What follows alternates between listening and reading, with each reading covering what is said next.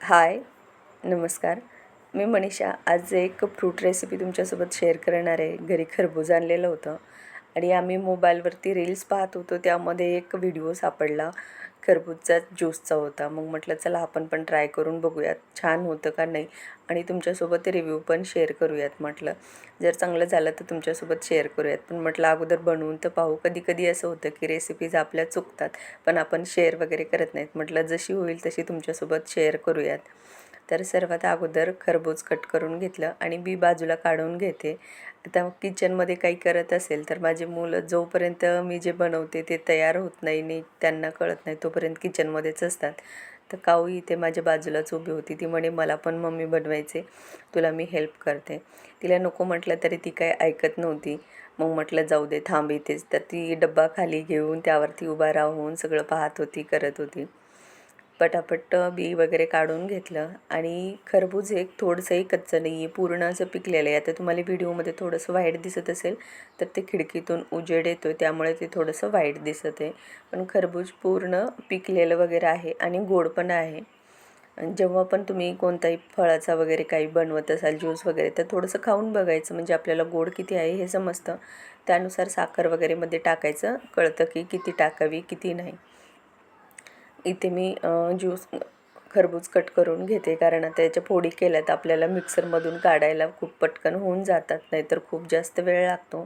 आता इथे मी तुम्हाला सांगेल की इथे मी या मोठ्या मोठ्या फोडी कट केलेल्या होत्या.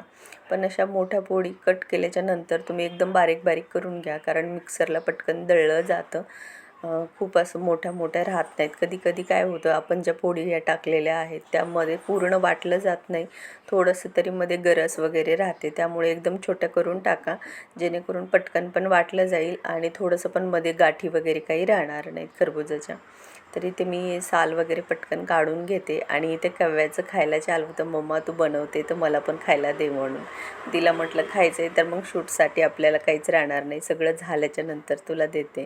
तर ती खुश होती की आज खरबूज कट करणार आहे, कारण 2 दिवस झाला आणून ठेवले पण शूट करायचं आहे म्हणून काही वेळच भेटला नाही. पण आज म्हटलं फायनली चला करून टाकूयात. ते इथे पटापट साल वगैरे काढून घेते, जेणेकरून आपल्याला मिक्सरला दळून घेता येईल. तुम्ही खरबुजासोबत दुसऱ्या कोणत्या पदार्थाचं जरी ज्यूस बनवत असताल तरी फक्त दूध वगैरे जास्त टाकू नका. कारण फळासोबत दूध वगैरे खाल्लं जात नाही, ते थोडंसं विपरीत परिणाम करतं म्हणे. पण इथे मी टाकलेलं आहे, दूध नाही टाकलं तरीसुद्धा चालेल. मी टाकलं आहे पण थोडंसंच टाकलं आहे, खूप जास्त टाकलेलं नाही आहे. आणि इथे मी खाऊन बघत होते की खरबूज किती गोड आहे, म्हणजे मग मला साखर वगैरे टाकण्यासाठी समजेल. तर इथे मिक्सरचं भांडं घेतलं आहे आणि त्या भांड्यामध्ये ह्या सगळ्या फोडी टाकून घ्यायच्या आहेत. मुलं घरामध्ये आपण काही काम करत असताल तर ते पटपट आपल्याला काम करू देणार नाही. त्यांना वाटतं आपण मदत करावी, पण आपलं काम वाढून जातं हे त्यांच्या लक्षात येत नाही.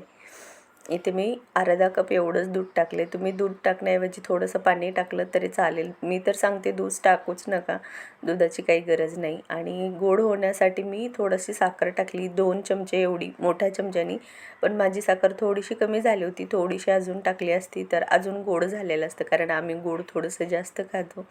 पण ज्यांना गोड कमी आवडतं त्यांच्यासाठी 2 चमचे एवढे भरपूर होईल.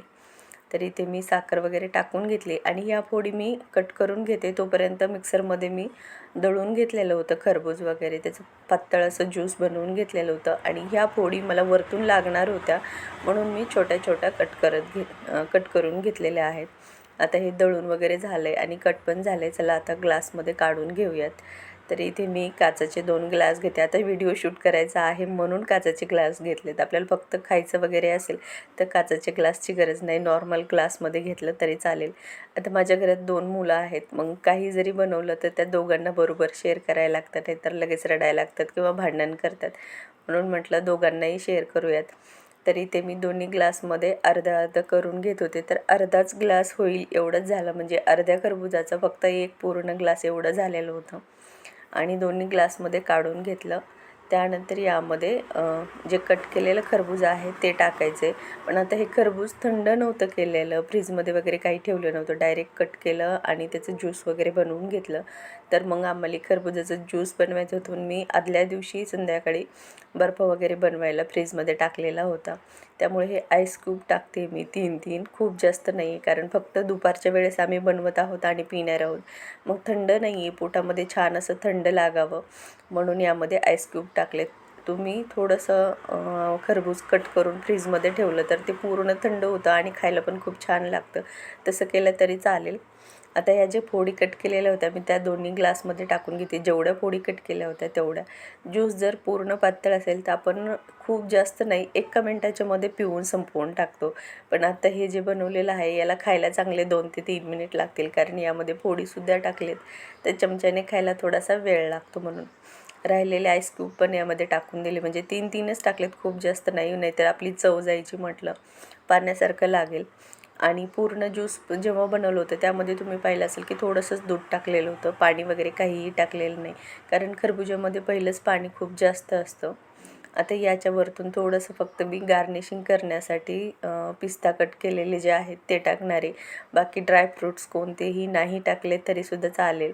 मी फक्त आता शूटसाठी टाकते, नाहीतर असं घरी जर काय बनवलं तर एवढं काही टाकायची गरज नाही आहे. फक्त दिसायला मला फोटो वगैरे काढायचा होता म्हणून मी वरतून टाकते. आता हे तुम्ही स्ट्रॉ टाकून पिऊ पण शकतात आणि चमच्याने सुद्धा खाऊ शकतात, कारण यामध्ये फोडी वगैरे आहेत. तर मी इथे साईडला 2 चमचे पण यामध्ये ॲड करून देते, कारण मुलांना खायला पटकन सोपं जातं.